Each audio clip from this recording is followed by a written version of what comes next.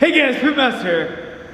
I'm here with Vato. We're going to show you how to create distance, retain your weapon.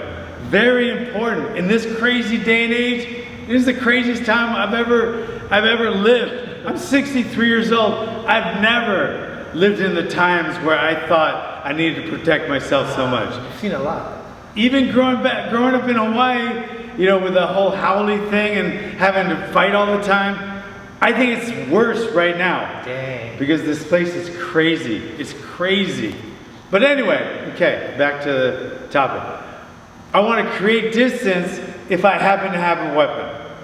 If I want to get in and grab them or do whatever, I want to close the distance. But if you have a weapon, let's say a gun right now, you want to create distance so you can draw your weapon without him attacking you and grabbing the weapon from you. So you want to retain your weapon. That's why we call it weapon retention. You want to retain it. You don't want to give it to him. Okay? So, one thing I'm doing is, if I just threw a jab, boom, he might go back a little bit. And then I'm still here. So I've created a little bit of distance. But if I want to make sure I can grab my weapon, I want him going backwards, and I want even more time to deploy my weapon. So what I'm doing is I'm pushing off on my front foot while I'm jabbing. So I'm still using the shoulder muscle to get a little bit of power with the jab, but I'm also creating distance while stepping back. So I'm stepping back, big step, and then I grab my weapon. So there's more distance between us, okay? So if I just hit him, he'd go back a little, I'd stay here. But while I hit him and I step back as well, I'm making more distance, which in turn, distance equals time. So now I have more time to draw my weapon, okay? So that's our backwards jab, okay? So we call this the backwards jab because you're moving back when you're throwing it. You can use this in a cage fight too. You step back, then you throw a right hand. I think you've seen Chuck Liddell knock out Vernon White like that. So it's effective in the cage too. But right now, we're talking about weapon retention, and there's no weapons in the cage except for, you know, the ones they have on their body.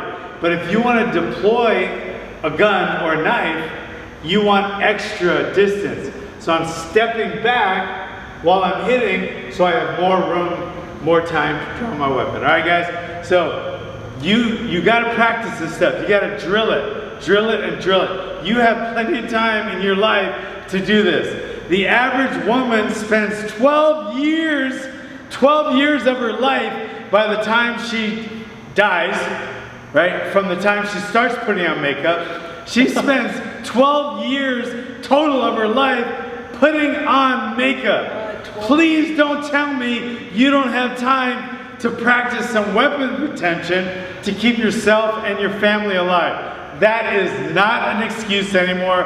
It's not allowed. Okay? If you can spend that long, the average an hour a day, putting on makeup, you can spend some time training yourself to retain your weapon or defeat your attacker. All right, guys? Just something to think about. And you guys, you're not going to get off scotch-free. You average men, you spend over 4.5 hours every single day either watching TV or playing video games. What? Yeah, all right? So, and that's the person that tells me, I just don't have time to train. But then they go home, start drinking and playing video games and watching TV. You got time, you just got to prioritize it. All right, guys? Thanks for coming. Live clean, train hard, fight dirty. Don't let anyone take your lunch money.